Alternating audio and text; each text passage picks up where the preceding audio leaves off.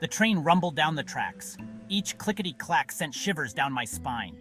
It was past midnight, way past my bedtime. But the thrill of riding the Midnight Express was too tempting to resist. The old folks whispered tales about this train. It was haunted, they said. I didn't believe them. Not really.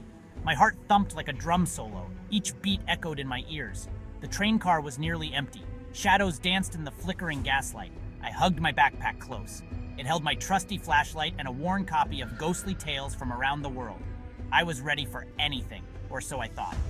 A giggle echoed from the back of the car. It was high-pitched, chilling.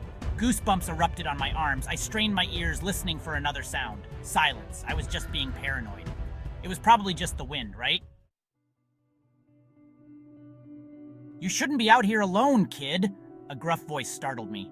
I looked up, squinting into the dim light. A man stood in the aisle, his face shrouded in shadow. He wore a worn leather jacket and a fedora pulled low over his eyes. He looked like he belonged in a detective movie. "This train, it ain't safe," he muttered, taking the seat across from me. His voice was barely a whisper, but it sent chills through me. What did he know? My heart raced. Part of me wanted to run, to find a different car, a different reality. But curiosity held me captive. He gave a humorless chuckle. "They say this train is haunted by lost souls, restless spirits, forever searching for their final destination." He leaned closer, his eyes boring into mine. "I'm here to find them." The train screamed as it rounded a bend. The wind howled outside, mimicking my growing fear. The man, shrouded in mystery, kept talking, but his words washed over me. I couldn't shake the feeling of being watched. Every creak of the train, every flicker of light sent my heart racing. I thought I heard a whisper, a faint, mournful sound, like someone sighing right next to my ear. I whirled around, but there was no one there, just the empty seats and the dancing shadows. My hand trembled as I reached for my flashlight, my fingers fumbling with the switch. The man leaned back, a knowing smirk playing on his lips.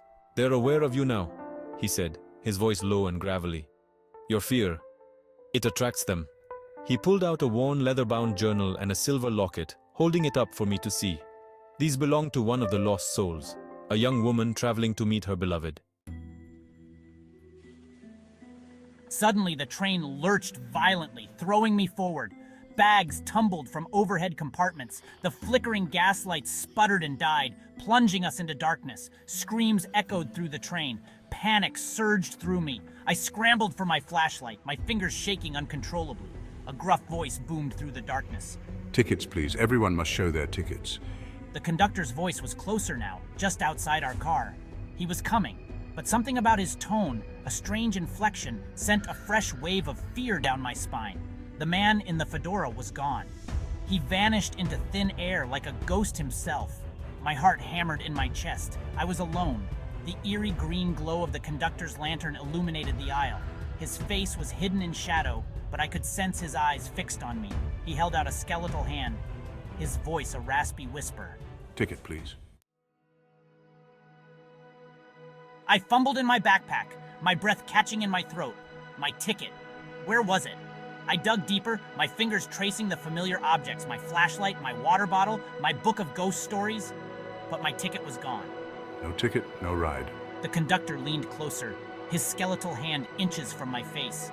I could smell the dust of ages clinging to his uniform, the faint scent of decay. His voice was a low growl. His bony fingers tightened around my wrist. His grip was ice cold, sending a jolt of terror through me. Then I saw them. Faint, shimmering figures materialized in the shadows of the train car. Lost souls, their eyes filled with a deep, haunting sadness. They reached out towards me, their ghostly fingers brushing against my skin. Their touch was cold, like a winter wind.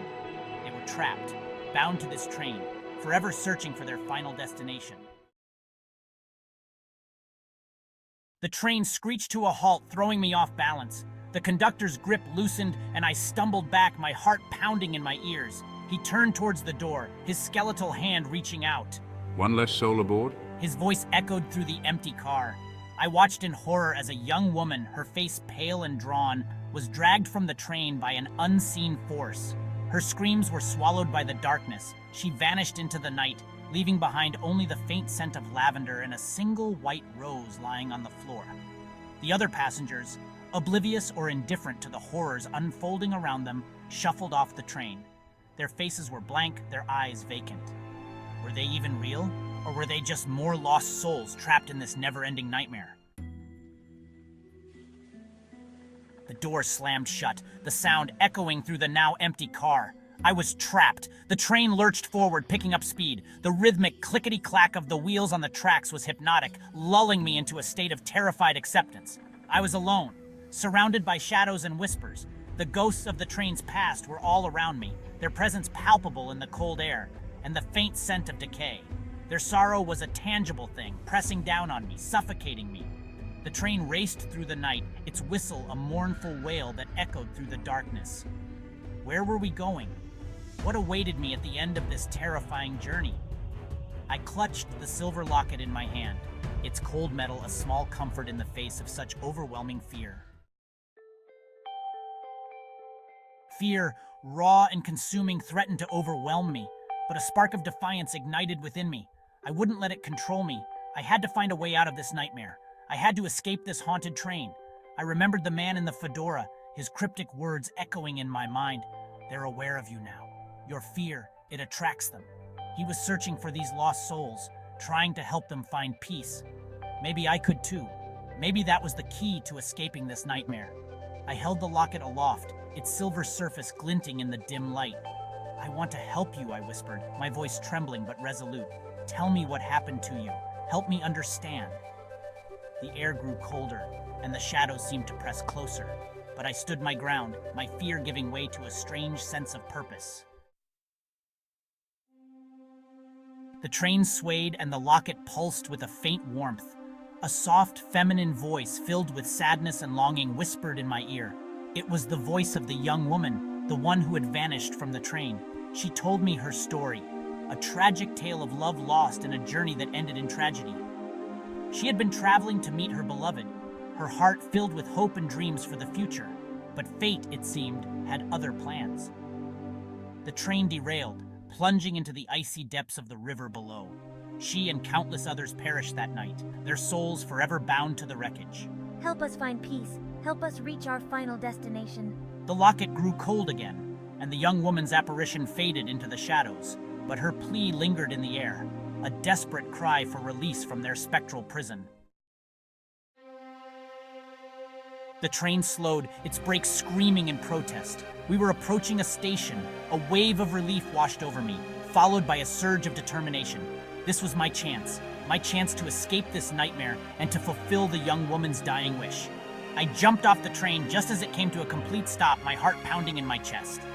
The station was deserted, shrouded in an eerie silence. The air was thick with the smell of rain and decay, and the wind howled through the empty platform, carrying with it the whispers of lost souls.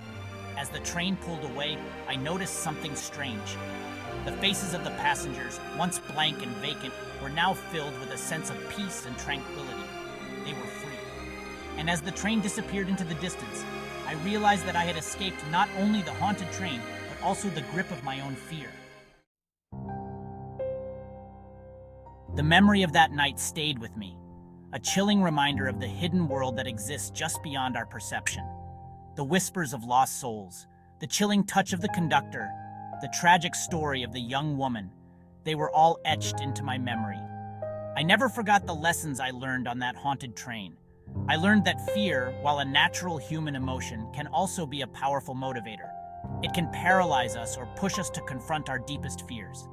And sometimes the most terrifying monsters are not the ones we imagine, but the ones that reside within our own hearts. But most importantly, I learned that even in the darkest of places, even in the face of unimaginable horror, there is always hope. Hope for redemption, hope for peace, and hope for a brighter tomorrow.